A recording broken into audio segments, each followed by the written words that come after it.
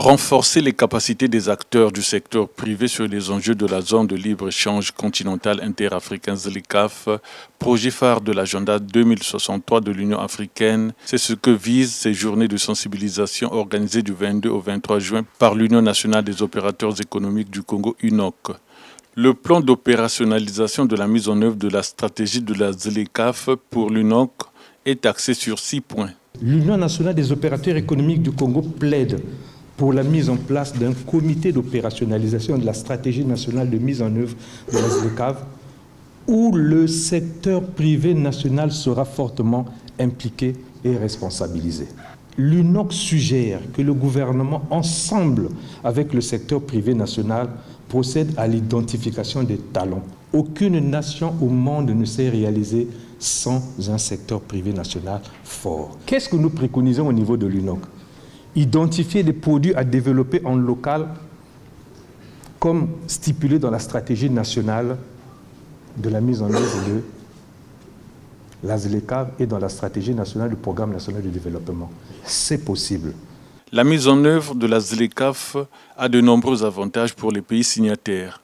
La stratégie définie par le Congo a pour objectif principal d'accroître de manière significative le volume des échanges des biens et des services vers l'Afrique. Le gouvernement avait souscrit à un délai de mise en œuvre de la zone de libre-échange continentale interafricaine en République du Congo au bout de 10 ans. Aujourd'hui, il reste 6 ans pour que le Congo se prépare d'affronter cette concurrence saine. Celle-ci mettra au cœur de cette compétition le consommateur face à une multitude de produits de qualité et à prix compétitifs.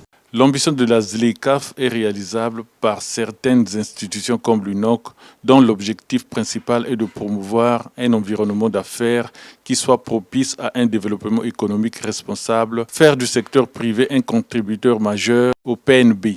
Oui, l'ambition de la ZLECAf est réalisable et c'est à travers les institutions comme l'UNOC que les différentes barrières que nous rencontrons ou pourront rencontrer pour sa réalisation seront mises sur la table dans ce forum pour discuter, contribuer et pouvoir ainsi apporter les éléments nécessaires au bon fonctionnement de l'implémentation de la politique et de la vision de la ZLECAf.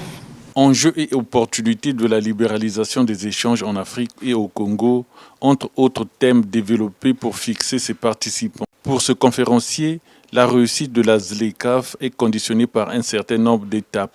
Le problème 1, c'est l'absence d'un système électrique de qualité à installer dans tout le territoire, en particulier dans les ES. Parce que c'est les ES qui sont vos lieux de travail. Ce sont les parcs industriels. Les parcs industriels, pourquoi on a mis ça parc industriel?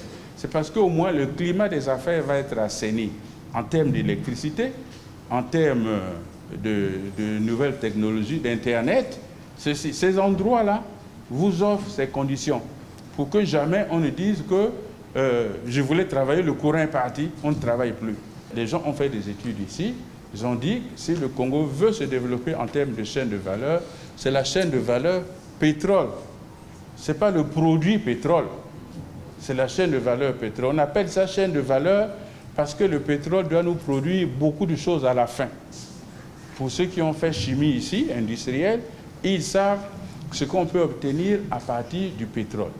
Les créneaux à développer pour être leader sur le marché continental, les conditions d'accès au marché dans le cadre de la ZLECAf, l'importance des normes dans l'accès au marché de la ZLECAf, la facilitation du transit des marchandises dans le contexte de la ZLECAf, autant de thématiques abordées pour l'intérêt des participants à ces assises qui ont pris fin le vendredi 23 par cette note de satisfaction. L'objet de ces assises est une réponse à l'amélioration du climat des affaires, c'est-à-dire un dialogue technique, je dis bien technique, non événementiel, entre les chefs d'entreprise et les techniciens du gouvernement dans leur transversalité. Le représentant du préfet de Pointe-Noire s'est prononcé pour éteindre les lampions de ces travaux. L'accord sur la mise en œuvre de la ZLECAf a été signé le 21 mars 2018 à Kigali, au Rwanda.